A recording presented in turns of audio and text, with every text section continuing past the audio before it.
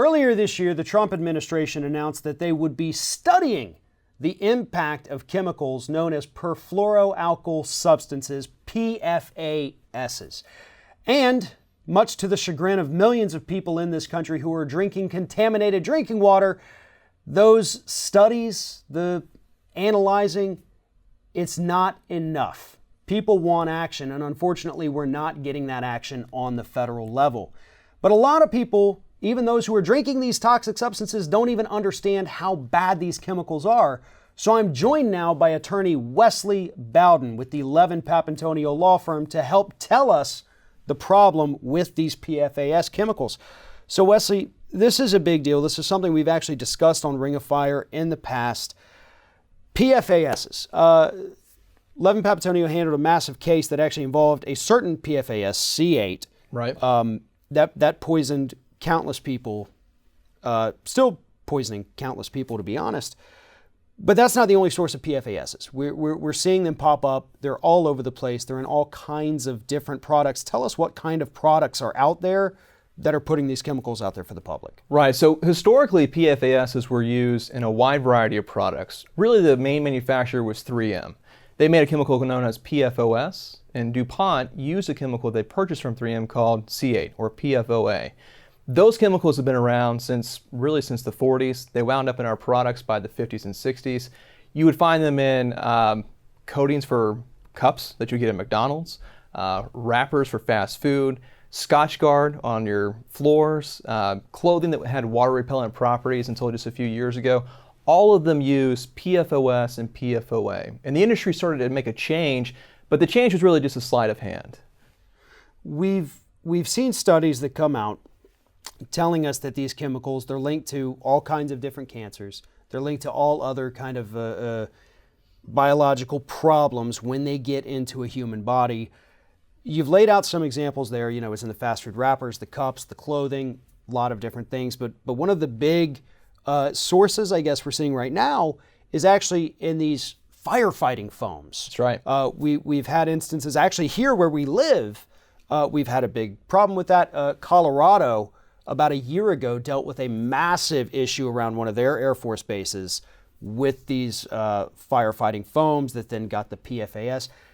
Explain how that works with the firefighting foam and why that's a problem for the whole community in the area. Right, yeah, and so the firefighting foams are a big source of contamination.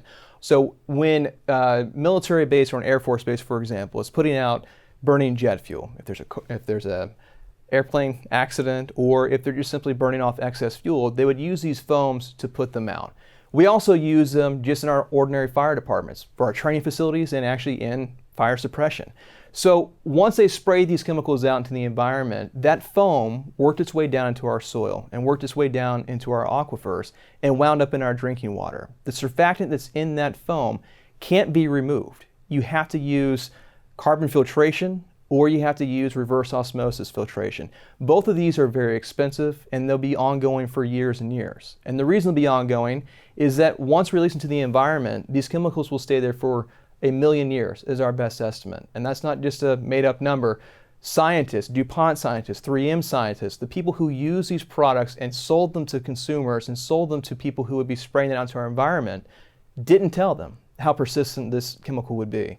And because of that, we've got a global problem. So these chemicals essentially are going to outlive humanity, basically. I mean, just purely on an evolutionary standpoint, 1 million years, humanity is probably not going to be around anymore. I mean that's how serious we're talking about with these particular chemicals. And again, we've covered the issues on Ring of Fire of how toxic they are to the human body.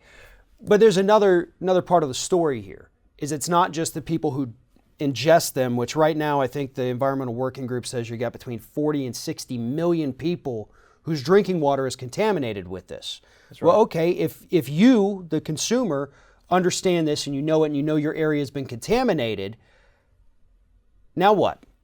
Now what? You know, I can't drink my own water.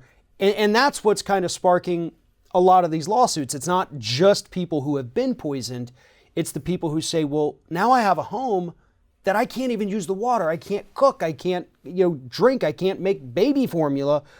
what do I do? And what do those people do in this situation? Well, unfortunately, the only thing they really can do is to get an alternative source of water. In our area, we find that the Navy is actually giving people bottled water, big jugs of water to use to, rinse their baby bottles in, to prepare their food in, to drink on a daily basis. Unless you have a clean source of drinking water, you're going to continue to dose yourself with these chemicals, which have been linked to human disease, including cancer. There's really nothing that people can do to determine this themselves. They have to have their water district or the government come in and test for these chemicals. In our area, for example, these chemicals have been around for decades. We did not find out about it until about 60 days ago. They started doing testing of private wells around some of our airfields.